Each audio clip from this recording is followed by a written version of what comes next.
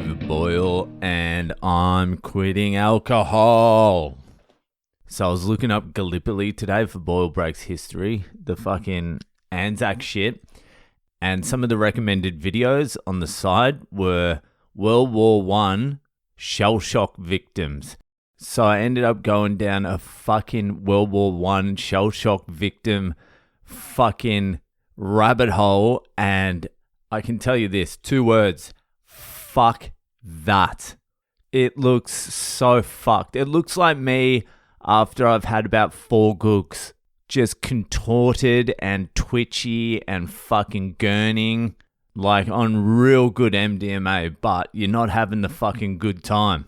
It's fucking brutal. You can see it in them as well. You can see them still reacting to the fucking shellings of the trenches. Just fucking twitch, contortion, fuck that. There was one guy who had developed a twitch where instead of like walking, he was just like skipping along with a walking stick. When he went to walk, it was like a skip, like a prance. I don't know what the fuck that is. Maybe he wanted to be a fucking ballerina when he was younger. A repressed ballerina, and the fucking shelling just bought it out, and now he's skipping and prancing everywhere.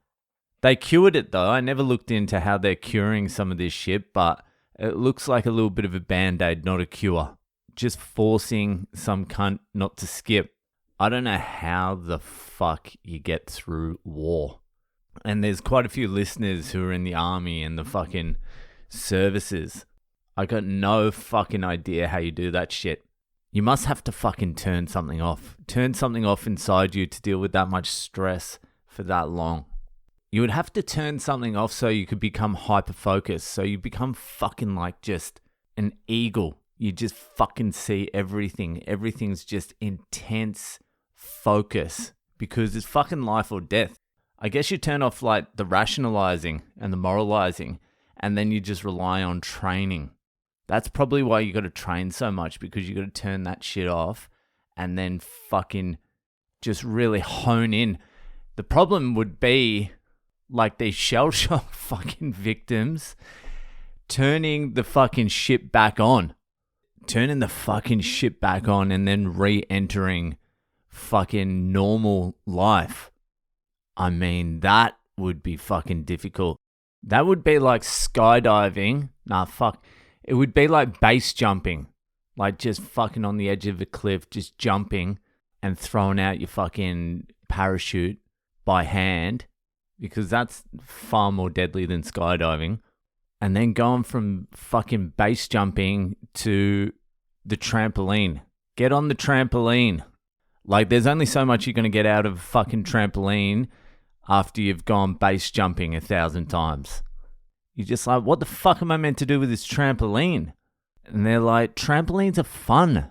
Do a flip or something. Just don't hurt yourself. Like, what the fuck are you talking about? Can you unpin a couple of fucking grenades and put them on the trampoline so I can get a little bit of a fucking rush? So I can feel like I'm living again? It's like going from heroin to aspirin. Yeah. Here's a couple of aspirin. Don't take too many. They're not good for you. You're like, I might as well be eating fucking chalk here. War's like one of those things, like prison and torture. You fucking wonder how you would have done in those circumstances. Prison, I reckon minimum security Australia, I would have been all right. I would have done all right in minimum security with the fucking white collar fucking criminals. Anything above that, I don't know. I would have had to turn something off. Like war, you have to fucking turn something off. You've got to be sort of like fearless. That would be a hard decision to make. All right, I'm just going to turn everything off. If I need to kill cunts, I'm just killing cunts. Fuck that. Fuck. And torture. I pretty much know how I would have gone with torture. Pretty good, because I would have given the codes immediately. Don't worry about the hammer, mate. You can put the fucking hammer, put the fucking drill away as well. Put the fucking drill away. You don't need any of this. Why the fuck have you still got the drill in your hand, cunt? I'll tell you anything you need to know. They're just going to fucking drill me anyway. And then war. Fuck that. Private Boyle was the only soldier in Australian history to receive 4 gunshot wounds to each foot. I'm out of there, baby. Take me to hospital. There's no fucking way.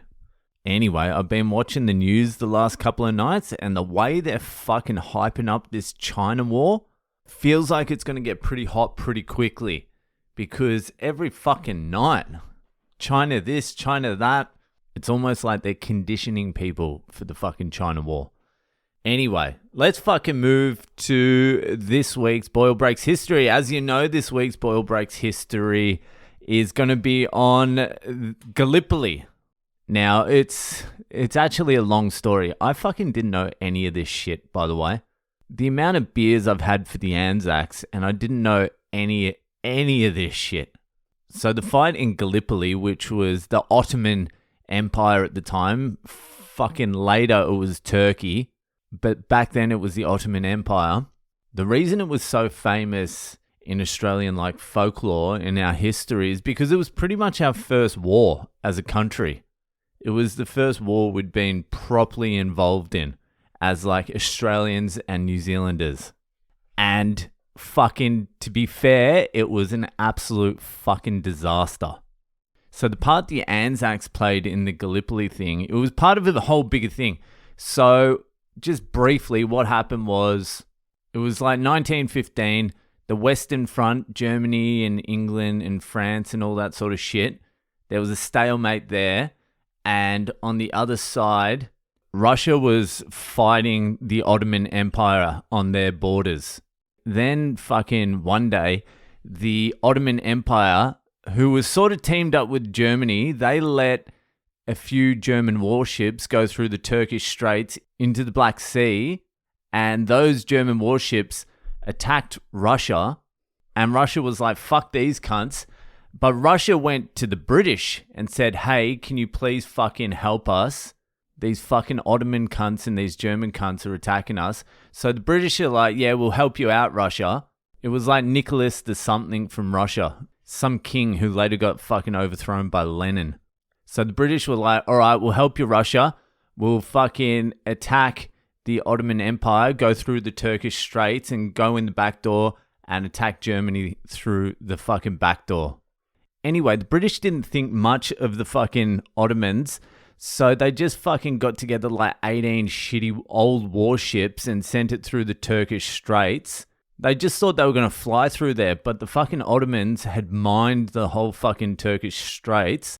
So the British and the French lost like 3 ships. They couldn't get through. There were guns on each side of the fucking straits. They got fucked up, so they pulled out. And then they're like, we're just going to fucking land some people on the beaches. And there were 3 spots the Allies were landing on the coast. There were 3 different, I don't know, is it battalions or divisions or some fucking shit? I don't know the difference. But one of them were the Anzacs. And the Anzacs, they were meant to land on fucking flat ground. And then they were meant to come around and fucking take the high ground. But some cunt fucked up and they ended up landing like a few miles north of where they were meant to land. And they got off at Anzac Cove. It was later renamed Anzac Cove, which was basically a beach and then a big fucking cliff face with fucking Turkish machine gunners all up the fucking hill. It was just beach. It's so fucked. It was just beach and then fucking high ground. So the fucking Anzacs landed. They got onto the beach and there's different reports from all over the place. But fucking the gist of it is the Anzacs got on the beach and tried to charge up the hill. And it wasn't just hill like a fucking English dairy farm hill. It's like a Turkish jagged rock fucking cliff and hill and all this sort of shit. So they tried to take the fucking high ground and basically the Turks just fucking mowed them down. The Australians weren't like highly trained soldiers either. They were just fucking your bloke down at the shop. and they were up against like the Ottomans' best guys.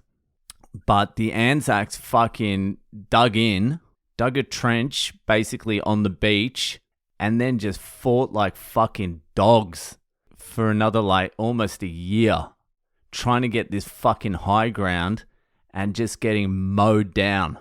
I think they lost like 6,000 fucking Anzacs in like the first week or something. It wasn't good. 6,000 back then would have been like fucking 40% of our population.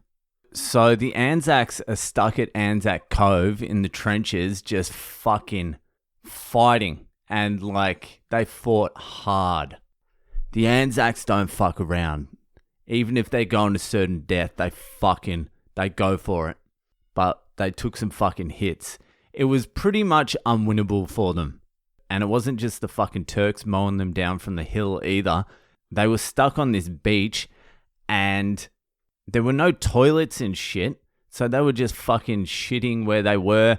And eventually disease was fucking people up and it was just constant attack. And there was nowhere to store shit and it was just all fucked. It was fucked. In the end, some British cunt came in, one of the guys, lieutenants or I don't know the rankings. And he looked at the Anzac. He's like, no, there needs to be a fucking evacuation. We need to get the fuck out of here. There was 123,000 fucking Allied forces on the beaches or in the Gallipoli sort of area. And he's like, we need to fucking evacuate all these cunts. And the only successful part of this whole fucking Gallipoli expedition was the evacuation. So they were worried that if the Turks caught wind that they were going to evacuate, they would press forward and just fucking mow down everyone. So they had to pretend they were still fucking fighting. So over like 5 days, they started evacuating all the fucking soldiers. And then as there were less and less soldiers to evacuate, to trick the Ottomans into thinking the Anzacs were still there shooting, some Australian cunt came up with a self-firing rifle. Fucking Aussie, oi, oi, oi. So he set up this contraption where there were like 2 buckets of water, one with a hole in it up the top, and another one connected to the fucking trigger of the gun. And when the empty bucket filled up, it would pull the trigger. So they set up a bunch of these self-firing rifles to trick the Ottomans into thinking they were still there fighting, and then they fucking escaped, evacuated 123,000 fucking allies without a single fucking fatality. Or I think there was like 3. The reports everywhere are fucking different. Anyway, that's a crash course. There's heaps of other shit to it as well. There was a fight on Lone Pine that sounded like a fucking absolute fucking nightmare. All of it sounds like a nightmare, to be honest with you. Anyway, that's fucking Gallipoli for ya. That's Boyle Breaks History for this week. If you're enjoying the podcast, give it a share around, and I'll see you the fuck later.